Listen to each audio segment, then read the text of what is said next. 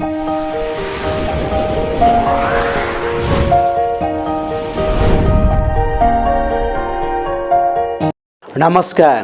क्यामेराबाट रञ्जना देवकोटाको साथमा म हुँ ज्योतिष ठाकुर देवकोटा। आदरणीय दर्शकहरू, आज म तपाईको माझमा यस्तो महत्त्वपूर्ण विषयवस्तु लिएर आएको छु कि 2077 साल माघ महिनाको 26 या 25 गते षष्ठीला एकादशी कहिले पर्छ, यहाँहरू अन्यलमा रहनु भएको छ। त्यसकारण यहाँहरूले यो एकादशीको व्रत कहिले बस्ने, यो महत्त्वपूर्ण कुरा हामी तपाईको माझमा लिएर आएका छौँ।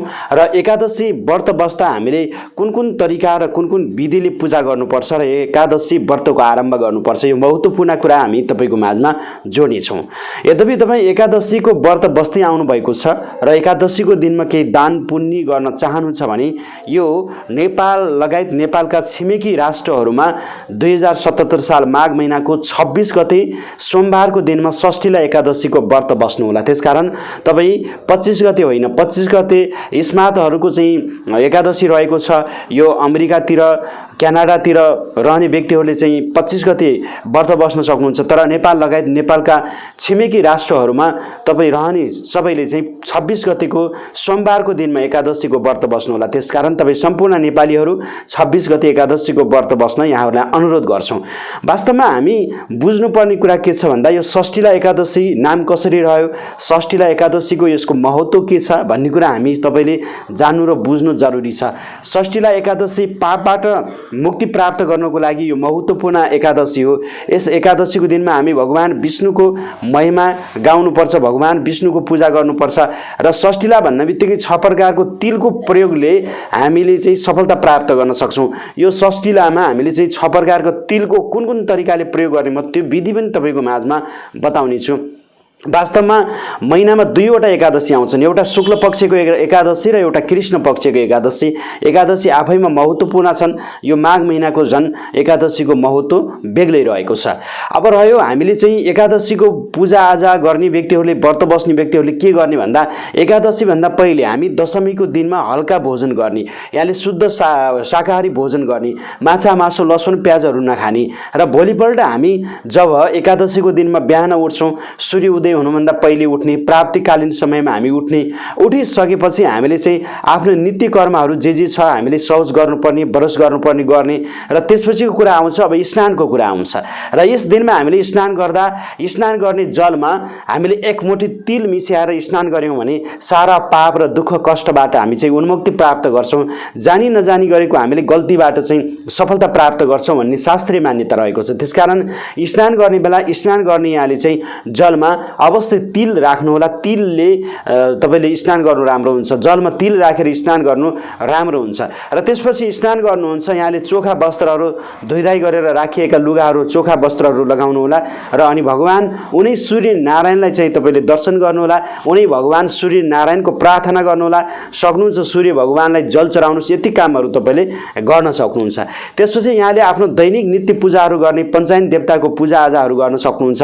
पूजा स्थलमा गएर विभिन्न देवी देवताहरूलाई धूप दीप गर्नुस्, फूलहरू चढाउनु, प्रसादहरू चढाउनुस्। यहाँले आफ्नो तरिकाले सम्पूर्ण देवी देवताहरूलाई पूजाहरू गर्न सक्नुहुन्छ। पूजा गरिसकेपछि विशेष गरेर यस दिनमा हामीले शालिग्रामको पूजा गर्नु पर्यो, भगवान विष्णुको पूजा गर्नु पर्यो, त्यसैगरी हामीले कृष्णको पूजा गर्न सक्छौँ। यस दिनमा हामीले ओम नमो भगवते वासुदेवाय नमः यो मन्त्र प्रयोग गरेर हामीले चाहिँ पूजा गराउनु पर्ने हुन्छ।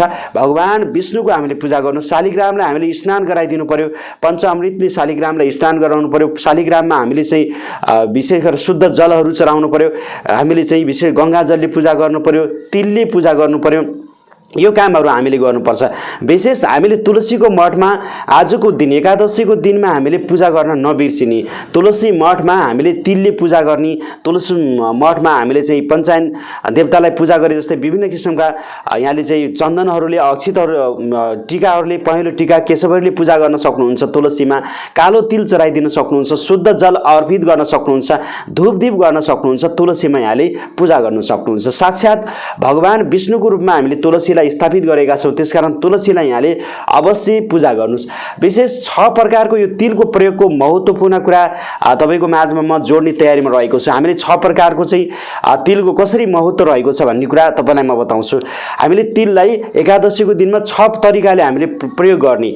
जस्तै म तपाईलाई भन्छु तिलले स्नान गर्ने एउटा कुरा भयो। एक प्रकारको भनेको हामीले बिहान उठ्ने बित्तिकै तिलले स्नान गर्नुपर्ने भयो र त्यसपछि हामीले अर्को दोस्रो गर्नुपर्ने हुन्छ तिलको लेपन लगाउने। हामीले तिलको चाहिँ तेल लगाउन पनि सक्छौँ, तिलको लेपन लगाउने अनि तिलको हवन गर्ने काम हामीले गर्ने है। तिलको लेपन लगाइसकेपछि हामीले तिलको हवन गर्ने, त्यसैगरी हामीले चाहिँ तर्पण दिने काम, तिलले हामीले तर्पण गर्ने, त्यसैगरी तिलको हामीले भोजन गर्ने र तिल दान गर्ने। यी 6 प्रकारका कुराहरू तपाईँले गर्नुहोला। के पर्यो भन्दा तिलले स्नान गर्ने एउटा कुरा पर्यो, तिलको हामीले तेलले लेपन लगाउन सक्छौँ, तिलको तेल हामीले शरीरमा लाउन सक्छौँ, त्यसरी तिलको हवन गर्न सक्यौँ, तिलले हामीले तर्पण दिन सक्यौँ र त्यसै गरी हामीले तिलको दान गर्न सक्यौँ। यो महत्त्वपूर्ण कुरा रह्यो। अर्को तिलको हामीले भोजन गर्ने कुरा, यो महत्त्वपूर्ण कुरा रहेको छ। तिलको लड्डु बनाउन सक्छौँ, तिलको हामीले भोजन गर्ने, यो कुरा पनि तपाईँले नबिर्सिनु होला। यी 6वटा कुरा तपाईँको लागि महत्त्वपूर्ण कुरा रहेका छन्। षष्ठीला एकादशी व्रत बस्ने व्रतका क्रममा जति नै दाना तिलको प्रयोग गर्छन् त्यति नै वर्ष स्वर्गमा बास रहन्छ भन्ने धार्मिक विश्वास रहेको छ। यस दिनमा हामीले जति सक्दो धेरै तिलको प्रयोग गर्ने र अरू एकादशी जस्तै यसमा पनि हामीले श्रद्धापूर्वक षष्ठीला एकादशीको व्रत बस्नाले सबै पापहरूबाट हामी चाहिँ उन्मुक्ति प्राप्त गर्छौँ। पापहरू नष्ट भएर हामी षष्ठीला एकादशीलाई नियमपूर्वक चाहिँ 6 प्रकारको तिलको प्रयोग गर्यौँ भने अवश्य नै हामीले चाहिँ सफलता प्राप्त गर्न सक्छौँ। 6 प्रकारको तिलको प्रयोग गर्ने भएको हुनाले नै यो एकादशीलाई षष्ठीला एकादशी भनिएको छ अनि तिला भनेको षष्ठीला एकादशी भनिएको। यो महत्त्वपूर्ण कुरा रहेको छ। त्यसकारण सनातन सभ्यतामा तिललाई पवित्र मानिन्छ, यसलाई धार्मिक र आध्यात्मिक दुवै हिसाबले महत्त्वपूर्ण मानिन्छ। यस एकादशीमा तिल दानलाई महत्त्वपूर्ण, अत्यन्त महत्त्वपूर्ण लिएको छ। त्यसकारण यस दिन तिल दान गर्नु, भगवान विष्णुको नाम लिनु धेरै राम्रो र उपयुक्त रहन्छ भनेर शास्त्रमा लेखिएको छ। आदरणीय दर्शकहरू, षष्ठीला एकादशीको बेला यहाँले तिल मिश्रित खिचडी पकाई विष्णु भगवानलाई अर्पित गर्ने चलन पनि रहेको छ। तपाईँले तिलको खिचडी बनाएर भगवान विष्णुलाई अर्पित पनि गर्न सक्नुहुन्छ। साथै रात्रि समयमा तिल हातमा लिएर 108 पटक ओम नमो भगवती वासुदेवाय स्वाहा भन्दै मन्त्र उच्चारण गरेर यहाँले चाहिँ अर्पण गर्न सक्नुहुन्छ।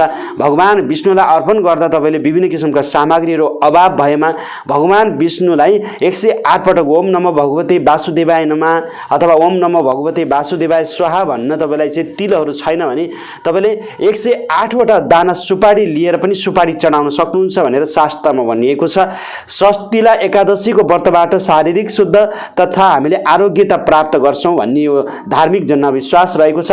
पापहरूको नाश अनि वैकुण्ठ धामको प्राप्तिको लागि एकादशीको अत्यन्तै महत्त्वपूर्ण मानिन्छ। यस दिन व्रत बस्नाले मानसिक शारीरिक दुवै किसिमको कष्टहरूबाट हामी मुक्ति प्राप्त गर्न सक्छौँ, भगवानको असीम हामीले कृपा प्राप्त गर्न सक्छौँ। यस दिन हामीले स्नान, दान, भोजन, पिण्ड, तर्पण आदि कुराको तिलको प्रयोग गऱ्यौँ भने यस दिनको हामीले चाहिँ यो महत्त्वपूर्ण दानले चाहिँ सफलता प्राप्त गर्छौँ। वास्तवमा हामीले एकादशीको दिनमा नुन, तेल र अन्य प्रकारको अन्नहरूको सेवन निषेध गरिएको छ, चामलको भोजनको निषेध गरिएको छ।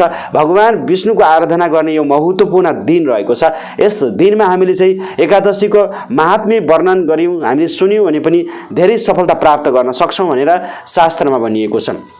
म यहाँहरूलाई पौराणिक कथा महात्म्य सुनाउँछु। पौराणिक कथा अनुसार एक दिन नारद मुनि ऋषि तर्लेके भ्रमण गर्दै जाँदा विष्णुवास वैकुण्ठमा पुग्नु भएको थियो र त्यहाँ नारद मुनिलाई विशेष गरेर भगवान विष्णुले श्रद्धापूर्वक स्वागत गरे। नारदले सोही मौकामा षष्ठीला एकादशी व्रतका बारेमा विष्णुसँग जिज्ञासा राखेको भन्ने एउटा चाहिँ धार्मिक जनविश्वास रहेको छ। विष्णुले पनि यस एकादशीको व्रत महिमाको सबै कथा बेली विस्तार बनाएर सुनाइदिनु भयो। कथा अनुसार त्यति बेला पृथ्वी लोकमा एक ब्राह्मणी बस्दथिन्। ब्राह्मणी विष्णुप्रति धेरै भक्ति एकदम श्रद्धा गर्ने गर्दथिन्। एक दिन ती ब्राह्मणीले विष्णुको भक्ति स्वरूप 1 महिना लामो व्रत बसिन्। व्रतको प्रभावले ब्राह्मणी सबै पापहरूबाट मुक्ति भई शुद्ध भइन्। तर तिनको एउटा कमजोरी के थियो भने कहिले पनि कसैको निम्ति अन्नदान गरेकी थिएनन्। त्यसैगरी विष्णुले आफ्नो भक्त सबै पाप हरण भई स्वर्गमा बास पाउन योग्य भए पनि अन्नदान नगरेका कारण अतिरिक्त नै रहेको भन्ने कुरा मनन गरिसकेपछि त्यही भएर उक्त कार्यबाट ब्राह्मणलाई मुक्ति बनाउनको लागि स्वयं एक दिन भिक्षा लिन ब्राह्मणी कहाँ पुग्नुभयो र ती ब्राह्मणले पनि पनि भिक्षा स्वरूप माटोको डल्ला विष्णुरूपी भिक्षुको हातमा राखिदिन्। विष्णु त्यही माटोको डल्ला लिएर जानुभयो।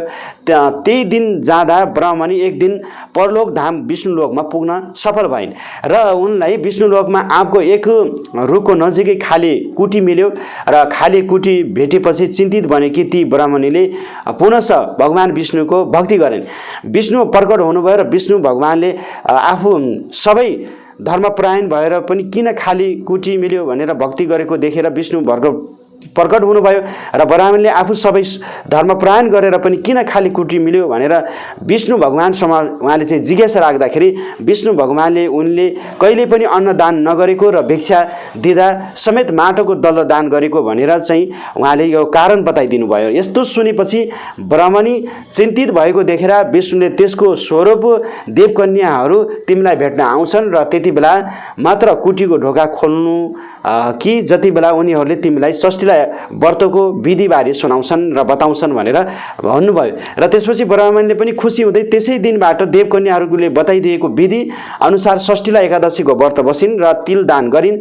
फलस्वरूप ब्राह्मणलाई कुटीभरि बाँकी धेरै अन्नहरू प्राप्त भयो भन्ने यो जनविश्वास रहेको छ।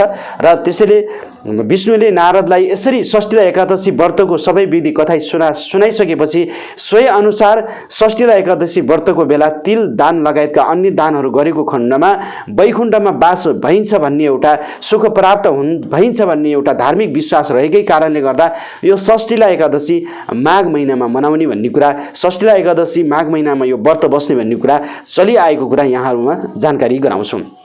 आदरणीय दर्शकहरू, षष्ठीलाई एकादशीको दिन यहाँले चाहिँ विशेष गरेर यस दिनमा ब्रह्मचर्यमा बस्नुहोला, दुखी गरिबी असहायहरूलाई दान गर्नुहोला। दान पुण्यको धेरै महत्त्वपूर्ण भूमिका रहन्छ। बिहान बेलुका यहाँले धूपदीप अवश्यहरू गर्नुहोला, विष्णु सहर्ष नामहरू पाठहरू गर्नुहोला, माछा मासुनको सेवन नगर्नुहोला, ब्रह्मचर्यमा रहनुहोला। यति कामहरू गर्नुहोस्। अवश्य भगवान यहाँले विष्णुलाई अर्पित गर्नुहोस्, तुलसी मठमा पूजा गर्नुहोस्, धूपदीप गर्नुहोस्, घरमा यहाँले चाहिँ शिवलिङ्गमा अवश्य शुद्ध जलले स्नान गराउनुहोस्। यति कामहरू गर्नुभयो भने तपाईले एकादशीको यो फल प्राप्त गरेर पापबाट उन्मुक्ति प्राप्त गर्न सक्नुहुन्छ, जीवनमा सुख र शान्ति आरोग्य प्राप्त गर्न सक्नुहुन्छ। आदरणीय दर्शकहरू, आजको जानकारी कस्तो लाग्यो? जस्तो लाग्यो त्यस्तै सल्लाह सुझाव र प्रतिक्रिया दिन सक्नुहुन्छ। ज्योतिष, वास्तु, धर्म र संस्कृति सम्बन्धी जानकारी दिने महत्त्वपूर्ण आजको यो जानकारी कस्तो लाग्यो? हाम्रो च्यानलमा तपाईँ नयाँ हुनुहुन्छ भने सब्स्क्राइब गरिदिनु होला, नजिकै रहेको बेलमा क्लिक गर्न सक्नुहुन्छ, लाइक शेयर र कमेन्ट पनि गर्न नबिर्सनुहोला। ज्योतिष, वास्तु, धर्म र संस्कृति सम्बन्धी कुनै पनि जिज्ञासा छन् भने संसारको आफू रहेको ठाउँबाट आफ्नो फुर्सदको समयमा हामीलाई फोन गर्नुहोला। हाम्रो मोबाइल नम्बर रहेको छ 9847844095, 98095 मा फोन गर्न सक्नुहुन्छ। आजलाई भने क्यामेराबाट रञ्जना देवकोटाको साथमा म हुँ ज्योतिषी ठाकुर देवकोटाके चाहन्छु। यहाँहरूको जीवन र जिन्दगी सुन्दर बितोस्। नमस्ते, जय होस्।